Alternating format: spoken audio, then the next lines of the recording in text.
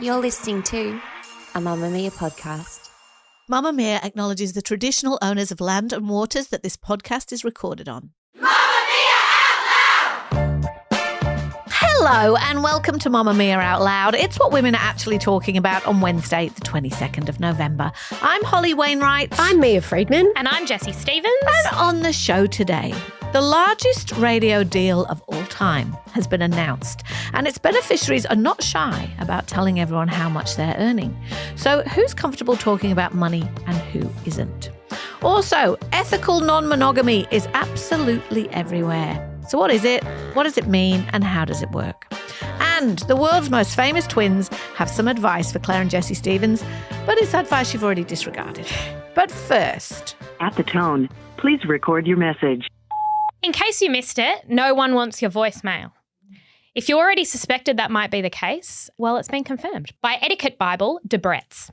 The advice is, if someone doesn't answer your phone call, then you hang up and you send a text. Rather than leaving a rambling and incoherent voicemail, the person will likely never listen to. Isn't this very well known? How is this news? No. How did anyone miss this? Because what are we, savages? Who leaves voicemails in 2023? I still Lots get of people. Say I've been trying to get a specialist appointment. I'm not checking my voicemail. Work calls all the time. No. It's got me into trouble, actually, with medical appointments and things because I don't listen to my voicemails. Guys, you just need to disable your voicemails. Why wouldn't you do that? Well, it never even occurred to me to Don't do give that. people the option of leaving you a voicemail.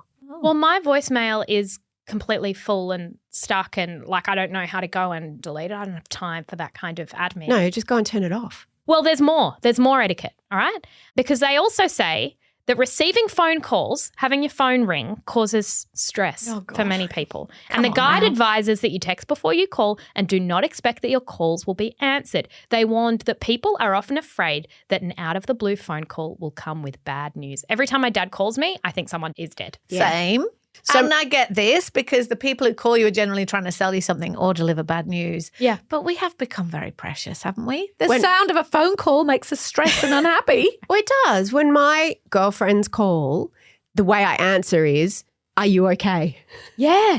My thing as well is that I got a phone call yesterday from a number I didn't recognise. So I just watched my phone as it rang out and then I copied that number and I put it into Google to go, who is calling me before I answer? I can't be taking such a risk. It's not time efficient. Well, I had left my keys at a medical appointment and I got to my car and I went, well, they were calling me. They were doing a kind thing. But of course I ignored them. Yep. Should have answered. I've got friends who are still very phone callsy. I think it can be a little generational.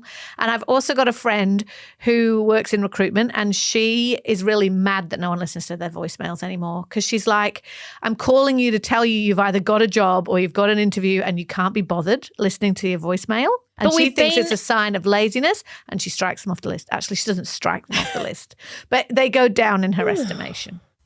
We've re-signed here at Kiss FM in a landmark deal that will see us both remain on air doing this show for 10 more years. 10 more years.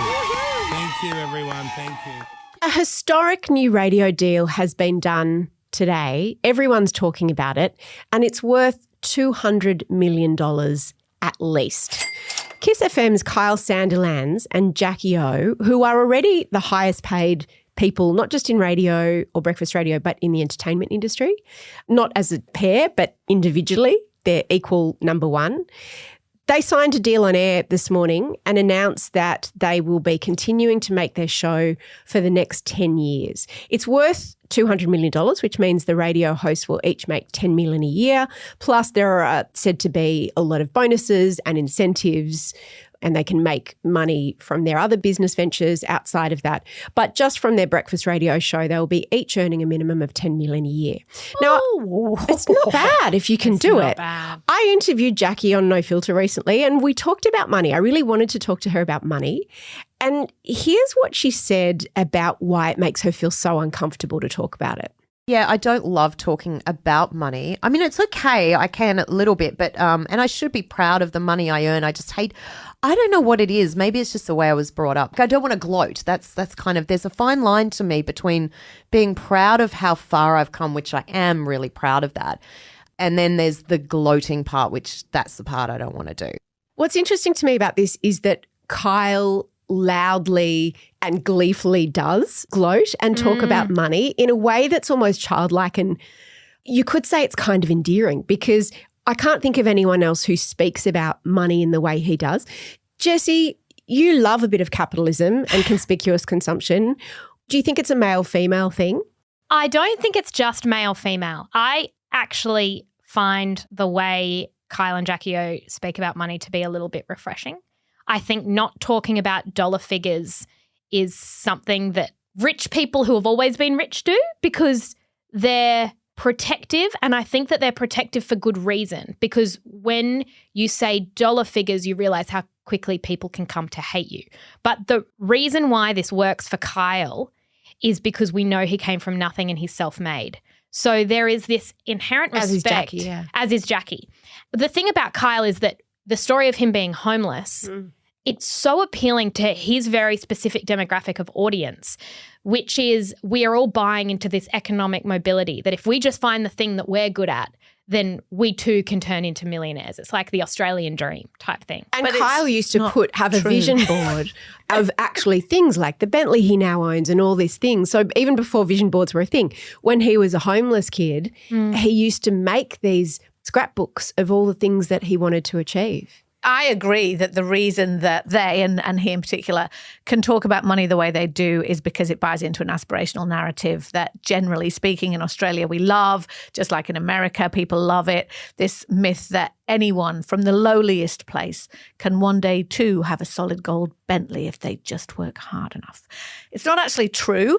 That's one of the problems with talking about money, because I agree with you, Jessie. There's an element of it being about rich people holding on to their prizes and going like, don't tell anyone how much money we've got. They might want some. But there's also an element of now everyone who's going into work in radio goes, one day I'm going to earn $200 million a year. And they're not. Do you know what I mean? It's like... Why aren't they? If they're good enough, can't they? Well, nobody ever has before until these guys. So it's this myth of exceptionalism. Oh, well, that's the norm now, and that's what people in radio should get paid. It's like if you read about a book advance that's 6 figures and you're like, well, everybody's book advance is going to be 6 figures. No, they're not. Most people's book advances are going to be 5 figures or 4 figures. It can create a false narrative. But I also think what's interesting about this is it is about class, because Kyle in particular is aspirational. As I say, there's a certain section of the audience who love the way that he spends his money and he shows off his money, in the same way that there's a certain section of people who love seeing how many Birkin bags Kim Kardashian has got. And that is the marker of success. Is like, when I've got a fleet of Birkins and a fleet of Bentleys, I will be successful. And it's a very sort of driving aspirational idea. It is interesting about the gender thing, though, because I was thinking about this with Jackie. And after she was on No Filter, which I loved that interview, I thought it was really fresh and interesting from her, and she was talking about divorce. I spoke to one of my mates who's a single mum about like, oh, Jackie O said this really interesting thing about divorce on the podcast. And she just immediately dismissed the idea that Jackie O could have anything to say that would be relative to her life, because as soon as you know that someone's got $200 million or whatever, they have no problems in your eyes, right? Which, of course, isn't true. So the first thing I said is like, this is really interesting. She's like, oh, whatever. She just bought a $6 million house, like, or whatever it was, $20 million house on the beach. She has nothing to tell me about my life. And there's some truth in that, right? I'm not saying that rich people don't have problems, but they don't have the same problems as you.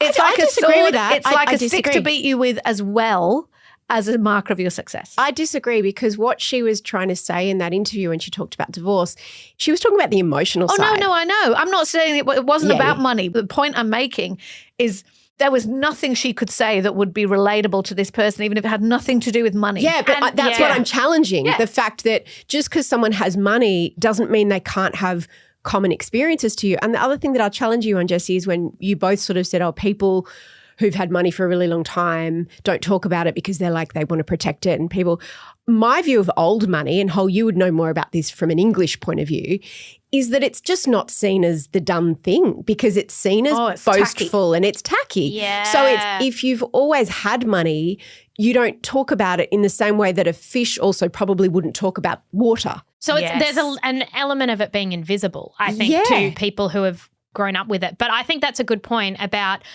the second you start to talk about dollar figures or it gets leaked. And it's interesting with Kyle and Jackie O if they've just had to own that because it's going to be in the public domain. No, although it's the Kyle, opposite. is it? Yeah. So these things are incredible negotiations. And when Kyle and Jackie O left their last job and went to this one to become, at the time, the highest paid, and now they are again with a much bigger deal, they're kingmakers. So the company they left, they've never been able to get back their audience. There's been massive financial implications, not just in the breakfast shift, but for the whole company. So they know their worth and they should. So part of negotiation when you work for someone else, which in this context they do, is you set up a war. You need two people to be bidding for you and you need to set expectations. So if you start inflating what you've been paid, and I'm not saying they have, but that makes you better. So one of their rivals on breakfast radio said, oh, they just make it up. They just make up these numbers. And Kyle, I love the way he'll always bite back. He's like, no, actually, the numbers are true. And in fact, we have the ability to earn even more. And I heard think that's and really interesting. I was sitting in the car going, why am I finding that so refreshing? Because Which is no weird. one says that. No one says it. And it's a good point about it, the unrelatability, because that's what it should be, right? It should be these two people who are pretending like they understand me and my life, and especially with their demographic, they have a lot of migrant listeners. They have a lot of listeners from all over Sydney. They're very, very mainstream. And upwardly mobile. Yes, and I think that's exactly or it. wanting to be upwardly mobile. It's aspiration. It doesn't mean that they're working their way towards a Bentley. It's interesting that even in this, though, they have had to position themselves as underdogs. So the 100%. narrative is they didn't come from money. You can tell by the way they speak. This is a thing that exists in the UK, in the US, and in Australia. Class is also dictated by your subjectivity, by the way you speak, by the way you project yourself. 100%. So listening to them, they feel just like us, but really, really rich. But the underdog thing also comes from the fact that they felt rejected. Kyle said today that sort of one of the last negotiations they had, someone said, you guys are on your way out. Like, you've peaked. They're seeing themselves as defying the odds. So even in that, it's like they feel as though they've been told, you guys are on your way out, radio's on their way out, and they still, the success seems surprising. Their way of framing that makes everyone kind of cheer for them a bit. Well, not everyone. There are a lot of people who will be listening to this right now who will be thinking that the world is a despicable place if you can pay Kyle and Jackie O $200 million over 10 years for doing what they do, which some people would argue, I'm not saying it's my opinion, is lowest common denominator, often fire-stoking, deliberately salacious, outrageous. Kyle is very open about not being a hard worker. Yeah. He does not prep. He sits down in front of that and also, mic you know, again, not saying this is my worldview, there are lots of people who think that show makes the world worse, not better. The fact they get paid so much is an outrage. I think that's completely subjective. As Mia would say, the reason they get paid that much is because they bring in way more. And so you can argue that it's justified in that way. The thing I find interesting about their battler aesthetic, despite having earned this much money for so long, is it's a very clear indicator to me that Australia likes to believe that it isn't like Britain. It's more like America in that we don't have class except for in relation to money. And it's just not true. I mean, Sydney is obviously an example that I would use because I know it well. I remember very clearly in my early years in Australia driving over the Porges River with a friend of mine who'd grown up on the leafy North Shore. And I said, oh, my mate lives in a house down there. And he went, oh, she must be new money.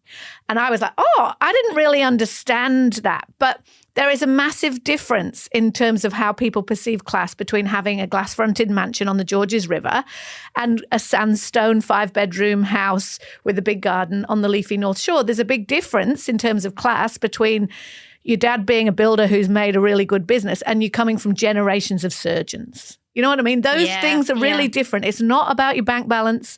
It's about a lot more than that. It's about where you went to school, how far back your lineage goes. It comes with a whole lot of other things. And I think we like to pretend otherwise. And I think that Kyle and Jackie O are the beneficiaries of us pretending otherwise because they can still sort of, as you said, Jessie, tell their audience we're just like you, we just did good, we just worked hard and did good. It's much more complicated than that. And they're rich, but they're not posh. And that's the difference. Mamamia out loud! Abby might decide that after picking up our son from school and then coming home and we all make dinner together, instead of doing that, maybe she might go out on a date. Abby has been married for 10 years. She has a 5-year-old, and she is also part of a community of people who have decided to have a different kind of relationship. Abby and her husband Liam practice ethical non-monogamy. They hold conversation nights through this business called the Evolving Love Project, which is all about challenging the rules of marriage and monogamy. They spoke to the project this week, and they say one of the biggest misconceptions is that it's a free-for-all. It's not as salacious as some people might actually think it is. It's just regular people who have decided to have a different style of relationship. In fact, ethical non-monogamy comes with boundaries. And here are some examples. I did a bit of research. Firstly, you and your partner agree on what you do and don't want. The second is that honesty is at the center of your relationship and transparency about what you're doing and who you're with. Number 3, you need to genuinely care about your partner's feelings. You're not doing it to be vindictive or to one-up them. And number 4, for many, this isn't for everyone, but for many, you still have a primary partner. There is actually a hierarchy that you've got your primary partner and then you might have another person on the side, or you might be dating, or it might be open, but it's not like it's totally equal. There's a different term for that. Another central idea is that of compersion, which is a term I hadn't heard before. Me neither. How interesting is this? Yeah. What's compersion? It is the feeling that is described as the opposite of jealousy. It's the feeling of excitement or attraction or joy that you might feel for your partner's independence. So it's like watching them like someone and get excited and flirt gives you compersion rather than jealousy. You feel positive feelings, not negative feelings. Exactly. According to a recent poll, about 1.4% of couples said they're in an open relationship. Lots of people on dating apps think it's higher than that, right? Oh, yeah. They're saying that ethical non-monogamy is now popping up all over the place, and there's a bit of suspicion sometimes that it's a smokescreen for what a cheat on you, please. Yes. And so a lot of people on dating apps, whether they're on Hinge or Tinder or whatever, that's sort of in your profile. It basically says, I'm open for relationships, but it's not going to be anything serious. How is it different to polyamory? Is polyamory if it's something serious? Polyamory goes under the umbrella of ethical non-monogamy, but it's like ethical non-monogamy is like the idea, and then there's like polyamory, open relationships, non-hierarchy, like there are all these different kind of terms underneath Cheating? it. No, sorry. Well, I think ethical non-monogamy is like the opposite of cheating, right? it's the opposite of cheating. Okay, so polyamory is when you might have 2 boyfriends or Yes. 2, like a wife and also a girlfriend. Yeah. But ethical non-monogamy is when you've got a primary partner and then you just have some casualness. It could be polyamory Yes. as well. Okay. Yes. So this might surprise you both, but some people are very concerned. Abby has been copping a lot of grief about this since she was on the project last night. And Abby and Liam came across so well. They just seem like lovely people. But I'd the date them comments, if I was single. they are worried about the children. They're worried about the children. Who? Abby and involved. Liam's children? Yes. Oh. They're worried about the children. They're also saying, why bother being in a relationship at all? Why aren't you just single? There's a lot of yelling going on the internet. Why do you think people get so upset about what other people choose to do? Like, how does it affect Betty? Because I think that it's an attack on an institution that they're investing in every day, and they kind of go, this is order. This is the way that society is ordered, and if we're just all around the place with our pants off humping, then who's looking after little Tommy? Well, it's true. And we know that nuclear families are best for the economy. And when I say best, it means that it takes a lot of the responsibility and pressure off the government to be supporting single parents and all of those kinds of things. Something like adultery obviously has a long history in Yeah. religion and in order. That's right. Because if you're For going women, for though. women, because it's like, well, then who's your father and then your father. So That's true. It gets confusing. But I Exactly. think what this is rooted in, pun intended, is that we are very uncomfortable with the idea of mothers having sex 100%. with people who are not their husband and therefore not likely to be connected to conception in any way. And it's interesting because what I saw Abby say in this package was, because obviously she was asked, what do your children think about this? And she was like, I don't talk to my children about that. Who does? Like, exactly. And that's such a good point. It's like your children don't need to know. Like, just like they don't know exactly how many times a week mummy and daddy or mummy and mummy or whatever might be doing it. They Yeah. don't need to know. This is adult business. You know what I thought after I watched Abby and Liam? And I went and looked at their website because they kind of have a business that hosts ethical non-monogamous retreats. There are retreats. Seminars. No alcohol allowed on the retreat. Yep, because alcohol definitely blurs the boundaries of consent. Mm-hmm. They run retreats, they run meetings, they run groups, and they're helping everybody explore like what might work for you. Maybe you are a bit poly. And I just thought, I am the laziest person Sounds like a lot of work. in the world because I just do not think about my relationship and my sex life that much. And maybe, is that because I'm old? Is it because I'm not such a sexual being as these people? Is it because I'm just lazy? But like, I don't want to. I was listening to Liam and Abby, and I don't have any judgment, but I listened to them talking about how, well, we don't necessarily do this all the time. We check in and we go, are you feeling a bit poly at the moment or not? And maybe we'll do it for a while and then we won't do it for a while. And then maybe we're in this phase. And I was like, oh my God, I just want to go to bed. And I want to go to bed by myself. Yeah, my issue is the lack of offers. Is that I feel like I could open it up and go, we're open. And let's just, And there are no been inquiries. with Luca, there's been no knocks on the door. No TBH, though, I inquiries. think the women's, like, to be stereotypical, I think the women do get offers probably if they open up. But it's like our editor came in and we were talking about it and she was like, I don't want to have to come home and make dinner and put the kids to bed and then go out and have sex with people. And I was like, it's so annoying when everyone just wants you to go out and have sex with them and you can't be bothered. When I heard about this, there is no part of me that went, oh, I'd like to try that. You know what I mean? Yeah. But obviously for some people, there is that part. Well, I And think maybe at a different phase of my life, I may yeah. have or may want to. I worry a little bit about this line of who has the time. Yeah, I know. There's you're a bit right. of value judgment attached to that because it's There like, is. doesn't Oh, your that's true child need to too. be looked after? Well, and aren't you working? And have you mopped the floors? That's before true. you- And I heard Abby say that people are very judgmental of mothers in particular doing anything for themselves. And that is so true. And if it might be yoga, it might be Pilates, it might be going on a date with Bob down the road. Like whatever it is, all power to you. Because I think you're right. I think that whole I'm too busy for that is a little bit judgy. Because I'm just a bit too not interested. I think Is that that you bad? get a lot from your friendships. So what if rather than friendships? I don't have sex with Holly. Do you have sex with Holly? No, but I'm saying that like intellectually, like you're having these great conversations. You go out to dinner. But that's you not do what- go on dates. Yeah, I go They're on just dates with all the time. your mates, With right? my girlfriends, yeah. So what if you were going on dates and then there was just a little bit of fun at the end? You know what I mean? Like, couldn't that be, in terms of time and in terms of being and bothered? I also think that I don't think very many things about us are set in stone and unchangeable. And you know how people say, I've got a high libido or I've got a low libido. I think that you can have a higher libido and a lower libido at different times. Yeah. There are people in my life I know who've had open relationships and then they've closed them for a while their kids are little or whatever, because it's just like it either has to be all in or all out for everybody. I just love this idea of, wait, are we open or are we closed? Yes. Like a shop with a sign. But also I know that I would be very fearful of it because I was never good at separating sex from emotions. So the idea of the kind of thing that Abby and Liam talk about, which is really just keeping it casual and having sex, and different people have different rules, and maybe you can only sleep with one person once and can't be anyone you know, or maybe it has to be someone you know. Anyway, everyone's going to find their own way with it.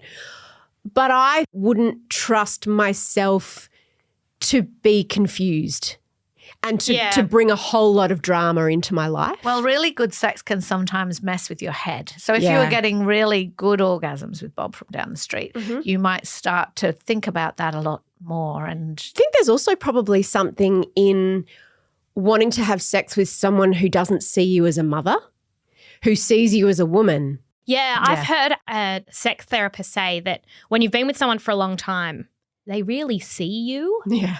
and you can't pretend to be someone else. Sometimes the exciting thing about sex is to pretend that you're this confident, adventurous person. But if you put that on with someone who's known you for 20 years, they're going to laugh in your face. And also distance, like physical distance is actually sexy. I remember hearing Esther Perel say that people will often be most turned on by their long-term partners watching them from a distance when they don't know they're being observed. And there's like a kind of, oh, that's right, you're a person out in the world who people have reactions and interactions with rather than just that person in my bed. The irony with this is, and the criticism of ethical non-monogamy is that you just want to go, oh, I'm so sorry. So like 60% of us are non-monogamous. We just don't know about it. It's true. It's like, if you look at the It's true. statistics on cheating, Like a lot of the people in the comments going, oh, how dare they? It's like, mate, your husband or your wife. 100%. You are in a non-monogamous relationship. You're just not honest about it. You're so right, because the thing that always makes me lol about exactly that stuff is we're so judgmental about other people's relationships. And one of the reasons I think people do get really upset, though, is because if you have been cheated on or betrayed,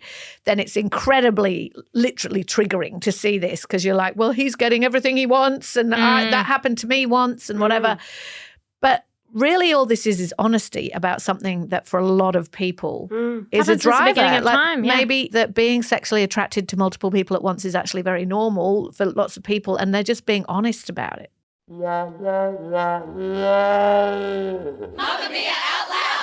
If you want to make Out Loud part of your routine 5 days a week, we release segments on Tuesdays and Thursdays just for Mamamia subscribers. To get full access, follow the link in the show notes, and a big thank you to all our current subscribers. There's something on BuzzFeed that says that twins hate certain things that people say to you. Because people must say the same thing all the time. Well, for us, I think it's more like, are you Mary or Kate? Or are you Mary-Kate and Ashley? Oh, wait, or are you the Ashley twins? Are you the Ashley twins? They'll say that to one of you? Yeah, Right. so, I'm one of them. Yes, exactly. Yeah. The Olsen twins definitely do not want to be called the Olsen twins anymore. And when I heard them say that, I immediately needed to call Jessie Stephens, but then I remembered we don't call. We definitely don't call. So I messaged Mary-Kate and Ashley, who haven't appeared as cutesy TV sisters in years. Hi, I'm Mary-Kate. And I'm Ashley. They're actually fashion moguls these days, worth about $500 million each, gave an interview to the Financial Times this week, and they very rarely speak. And there was quite a lot to unpack. Firstly, they are done with being called the twins. Mary-Kate says that she is frustrated that people refer to my sister and I as the Olsen twins. I'm sorry, I just did that. Or the twins or the girls. As she says, we're 37 years old. We've had very interesting lives. They really have. We work together. We're business partners. We're sisters. I think that's the first thing that comes to mind. How many other people are called the girls when they're designing? I think that's where part of the disappointment comes from and why we feel like the product should just speak for itself. They meant why they don't give very many interviews. Jessie, you and your sister are professionally known as the twins. Mm-hmm. There's a journey behind that story. They were probably the famous twins you two looked at when you were growing up. Yeah, 100%. How come you have decided to re-embrace twinness? I was obsessed with the Olsen twins growing up. I think everyone was, especially like they're 5 years older than us. So I think that they were the ones on peak aspiration, the magazine covers and everything. I remember being in primary school and it was just the twins. It was everyone referred to us as the twins. And what's really annoying about that is that anything Claire did, anything she said, anything I did or said, we were just conflated as this one moving unit. And I hated it. I really, really resented it. I remember just saying, like, we are not the twins. I'm Jessie, and really wanting to have that identity because it was then to everyone in the family, it is the girls. And then as we've grown up, we have sort of, I guess, tried to own that a little bit more, but only once we were able to go in our separate directions because there's something about being a twin that's incredibly infantilizing. I have a friend who always says, when are you going to grow out of being a twin? She's like, it's very childish.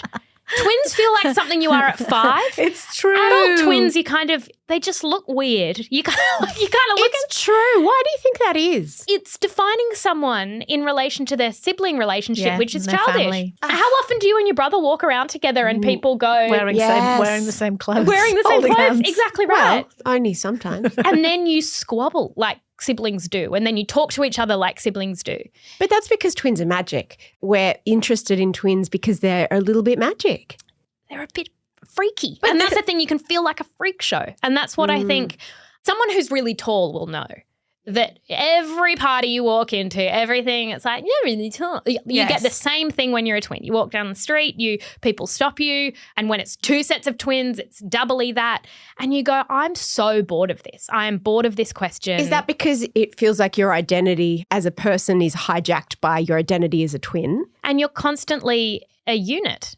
I think every set of twins sort of has the same story. One will dye their hair. One will pick up a really weird hobby. And this happened exactly to the Olsen twins. Mary-Kate, I remember, went dark at this, and Ashley kind of... And you try and do that to say to the world we're two different people. But then yet they've ended up back together, just like you and Claire. Yeah. Because you could say, and I mean, this is obviously showing that I do not understand the dynamic. We talked about this before.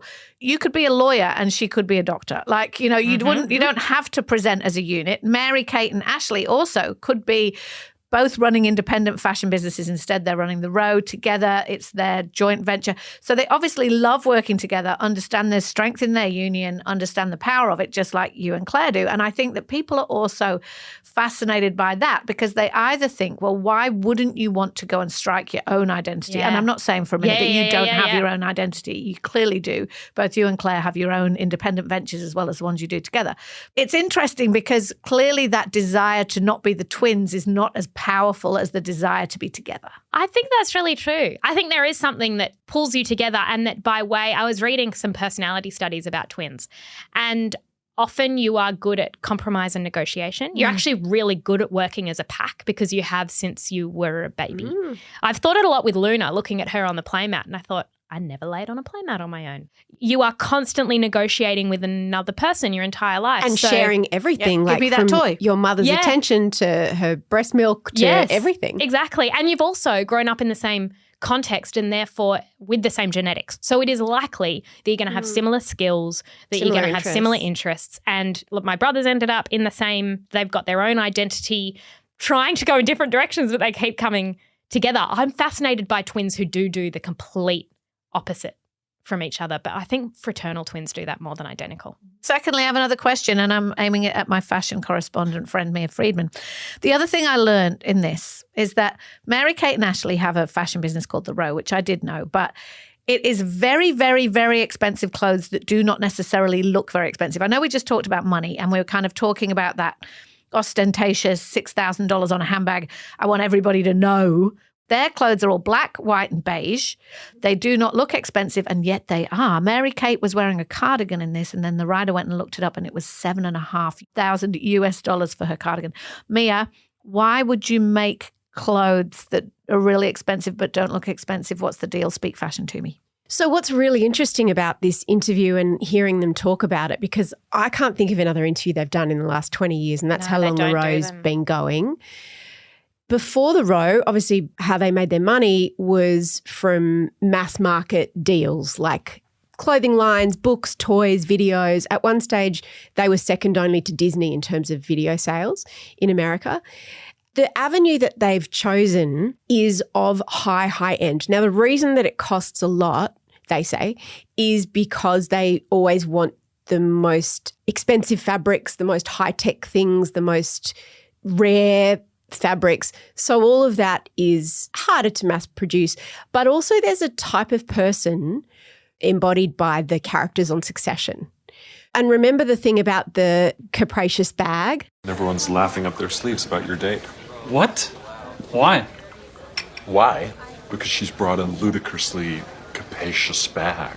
What? What's even in there? Huh? Flat shoes for the subway? Her lunch pail? I mean, Greg, it's monstrous. It's gargantuan. How déclassé And that it was was. big. It was big. Big enough to fit your sneakers for the subway. Exactly. And that was like so tacky. And a lot of the clothes on Succession were either The Row or inspired by The Row. So it's almost like a secret code among really rich people that says, I can afford the best black pants in the world. And even if no one else knows, I guess you know. And it's not currency for me, but for some people it's currency. That with like really people I would consider rich, right? You look at them and you go, oh, that looks good. That looks good. Why, when I wear a white T-shirt, does that T-shirt not sit on me like that? And whenever I've looked something up, I've recognized it. I've gone, that's that top. And then I look at it and it's a $700 shirt. And I'm like, well, that's why, because the cut. It doesn't always, because, you know, there are people, like I can make expensive things look cheap, but it's much cleverer. It's a special talent It's my special talent. It's much harder to make cheap things look expensive. Yeah. That's a skill. Yeah. But the idea of the Row clothes is to be not works of art. They're not splashy, but it started with making the perfect T-shirt. It was like, how do we make a T-shirt that's the perfect cut or whatever? You make it from the freshly plucked hairs of that's Appalachian exactly right. virgin. And there are some people who buying that T-shirt makes them feel good about themselves. It says something to them because you can't tell the difference between a $5,000 T-shirt and a $50 T-shirt. Like you really can't, not with the naked eye. But somehow knowing that they paid $5,000 for it makes them feel better, which is so odd. You can wear that T-shirt for your whole life. I don't think a splash of colour would kill them. That's all I'm saying. Hard agree. You've got a recommendation for us, Jessie, before we go. I do. So forever I've been using Lanolips lip tints, and I've lost my Lanolips. I put it in a pocket. I can't find it. There's just no solution. So I have picked up this new Emco Beauty Sheer lip tint, but it's got a little bit of colour. I've got it in Passion, and it looks like a lipstick, so it's not sticky, because you know how some of them you got to do your thing and then you get the sticky on your thing. This is not sticky.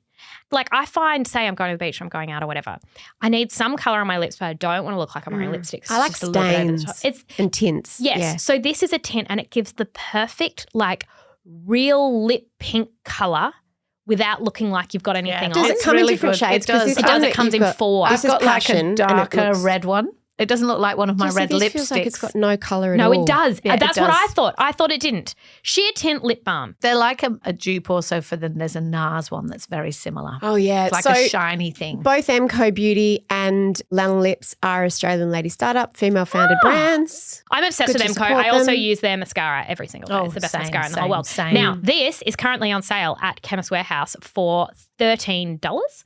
And yes, it comes in 4 different shades. I promise it is what you want to wear in summer when you kind of don't look like you've got that much makeup on, but gives you a bit of brightness. Oh, I love that. One of the biggest fights we've ever had out loud can be summed up in 3 words: as a mother. I can't even remember why we had this fight, although I vaguely remember it. It was around Super Bowl time, but it was kind of between Jessie and Holly. And we've done a whole subscriber episode basically revisiting it because Jessie had a very, very strong opinion. I hated it. She hated that phrase. The people saying, as a mother, I find it very distressing that blah, blah, blah, blah. Thank you for filling in the blanks because I'm making no sense. But now that Jessie is a mother, we thought we would revisit that argument and see if she has a different view. So many outlouders reach out and just say we need to know. Became an argument again. So there's a link in the show notes and you can listen to that right now. We'd love it if you'd subscribe and support the show. Thank you for listening to us on Australia's #1 news and pop culture show. This episode was produced by Emeline Gazilas. The assistant producer is Tahli Blackman, and we've had audio production from Leah Porges. Bye. Bye. Shout out to any Mamamia subscribers listening. If you love the show and you want to support us, subscribing to Mamamia is the very best way to do it. There's a link in the episode description.